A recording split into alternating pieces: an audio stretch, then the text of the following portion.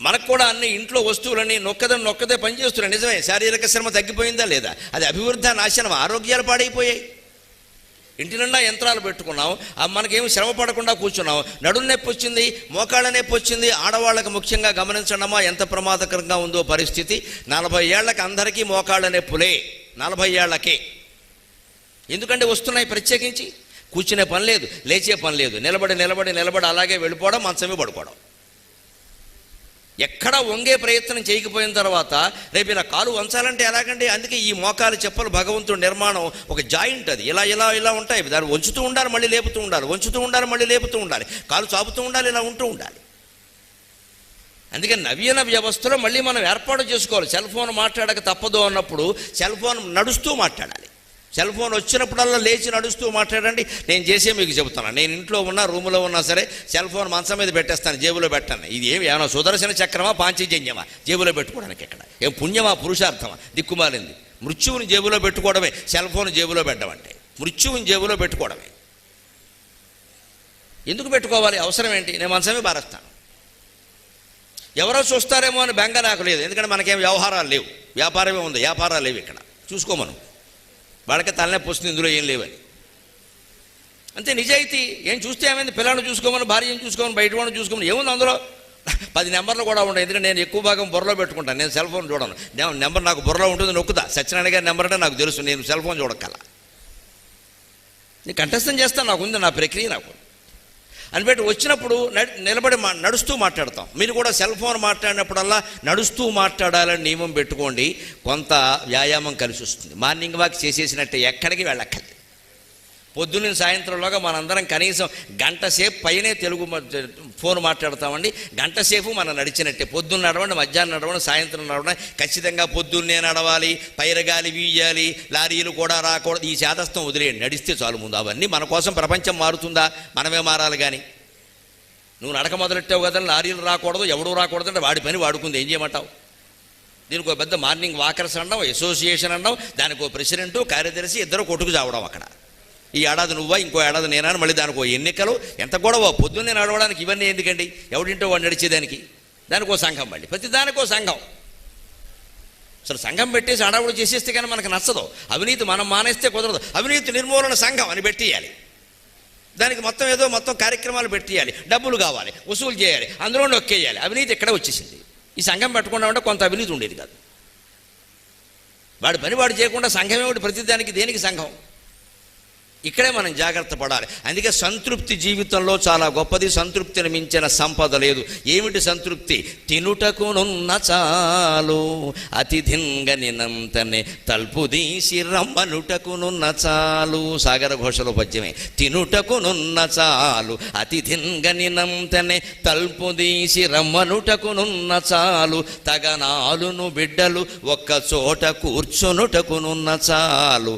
తగనాలును బిడ్డలు ఒక్క చోట కూర్చునుటకునున్న చాలు. పెడచూపులు చూడక మంచి బుద్ధితో మనుటకునున్న చాలు. పెడచూపులు చూడక మంచి బుద్ధితో మనుటకునున్న చాలు. అభిమానములన్ విడనాడబోకుడి. మనిషికి ఎక్కడ సంతృప్తి పడాలంటే ముందు తినడానికి ఉందా లేదా? తినడానికి ఉండకపోతే హత్య చేసి సంపాదించినా నేరం లేదని చెప్పారు ధర్మశాస్త్రాల్లో. ఆకలి అంత దారుణమైందమ్మా. ఆకలేసి పాపం చేసిన తప్పు లేదు, మాఫీ చేయండి పాపాన్ని అన్నారు. కానీ దేశంలో జరుగుతున్న ఘోరం ఏమిటంటే, కడుపు మండి కడుపుకి లేక ఎవడి జేబైనా కొట్టేస్తే వాడిని పోలీస్ స్టేషన్లో పెట్టి చితక్ కొట్టేస్తారు. జేబుకి డబ్బులు తక్కువై కోట్లు సంపాదించడం కోసం ఎవడు పొట్టో కొట్టేస్తే వాడిని జైల్లో పెట్టి తరగడా పెట్టి గౌరవిస్తారు. ఒక 50 ఏళ్ళు విచారిస్తారు. ఎందుకంటే ఈలోపు సాక్ష్యాలు జారిపోవడానికి.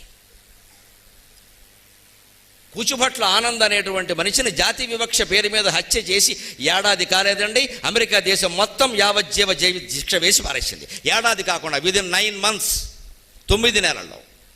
ఇక్కడ 90 ఏళ్ళైనా ఎవరికి ఏ శిక్ష పడదండి.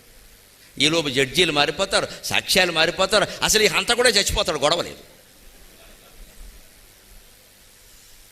అప్పుడు జడ్జి గారు ఏమంటారంటే, అందుబాటులో ఉన్న సాక్ష్యాధారాలను బట్టి అందుబాటులో ఏం లేవు, మంచినీళ్ళ గ్లాసు తప్ప. అందుబాటులో ఏమున్నాయి అప్పటికే తీసేశారు మొత్తం అన్ని. 20 ఏళ్ళు 30 ఏళ్ళు కేసులు కొనసాగితే అందుబాటులో ఏముండవండి, జడ్జి గారికి మంచినీళ్ళ గ్లాసే ఉంటుంది అందుబాటులో, తాగడమే. ఇది వ్యవస్థ. తన పొట్ట కోసం ఎవడైనా జేబు కొట్టేస్తే వాడు నేరస్తుడు కాదండి. ధర్మశాస్త్రంలో స్పష్టంగా చెప్పారు. తల్లికి మందులు లేక ఒకడు మందుల షాపులోకి వెళ్ళేట, మందులు ఎత్తుకుని వచ్చాడు. ఎందుకంటే డబ్బులు లేవండి, చచ్చిపోతాం తల్లి. వాడు వెళ్ళి మందుల షాపులో ఎత్తుకొచ్చాడు, వాడేశాడు. తల్లి ఏదో బతికింది. తర్వాత వాడిని పట్టుకున్నారు, శిక్షించడానికి చూశాట. చందమామ కథ ఉండేది, తర్వాత వచ్చింది చందమామలే. శిక్షించడానికి చూస్తే రాజు అన్నట్ట, వాడికి ఆ పరిస్థితి కలిగింది అంటే నా పరిపాలన సరిగ్గా లేదన్నమాట, ఆ పిల్లాడికేసే శిక్ష నాకే వేసుకుంటాను అన్నట్ట. అది ఇండియా. That is India. నా రాజ్యంలో నేను పరిపాలిస్తుండగా కన్న తల్లికి మందులు కొనడానికి లేని స్థితిలో 16 ఏళ్ల కుర్రాడు ఉన్నాడంటే దోషం నాది, వాడిది కాదన్నాడు రాజు. అంత బాధ్యత వహించేవాడు పరిపాలనకి. వీళ్ళ చిన్న చిన్న దొంగతనాలు చేసి ఎవడైనా 1000 రూపాయలు జేబులోంచి కొట్టేసి ఫీజు కట్టడానికో మందులకో దేనికో ఉపయోగించుకుంటే వాడు నేరస్తుడు, వాడిని ఎవడూ కాపాడలేడు. అసలు ఇవాళ జైళ్లలో బెయిల్కి ఎలా అప్లై చేయాలో తెలియక జైళ్లలో మగ్గుతున్న వారు వేల మంది ఉన్నారండి. అప్లై చేయాలని తెలియదు వాళ్ళకి. ఎన్ని 100 కోట్లు మింగేసినా సరే ఇంకో 2 కోట్లు బారేస్తే బెయిల్ కూడా వచ్చేసింది కొంతమందికి. శుభ్రంగా మహారాజుల్లో తిరుగుతున్నారు, ఎవడో అడ్డం చెప్పేవాళ్ళు ఏడవాడు ఎక్కడ. వాళ్ళే నాయకులు, మన కర్మగాలి, వాళ్ళే నాయకులు మనకి. ఇక్కడ శుభ్రంగా తిరుగుతారు. గజ దొంగలు శుభ్రంగా గజం ఎక్కి ఊరేగుతారండి. గజ దొంగలు గజారోహణ చేసి ఊరేగుతారు. మనం చప్పట్లు కొడతాం, ఏళ్ళేస్తాం, వాళ్ళతో సెల్ఫీ దిగుతాం. మనకి బుద్ధి జ్ఞానం ఉంటే కదా, అన్నం తింటే కదా, మనం చప్పట్లు కొడతాం, ఏళ్ళేస్తాం. మా ఊరు ఇచ్చారండి, మా దగ్గరికే వచ్చాడు. ఎవడమ్మా వచ్చినవాడు, వాడి చరిత్ర ఏమిటి? మనం ఎందుకు సెల్ఫీలు దిగుతున్నాం? ఎవరితో దిగాలి సెల్ఫీ? ఒక నీతిపరుడితో దిగాలమ్మా. అవినీతిపరుడని స్పష్టంగా తెలుసుండి, గూండాలు మర్డర్లు చేస్తున్నారని తెలుసుండి వాళ్ళతో సెల్ఫీలు దిగుతూ ఉండం మనం హాయిగా.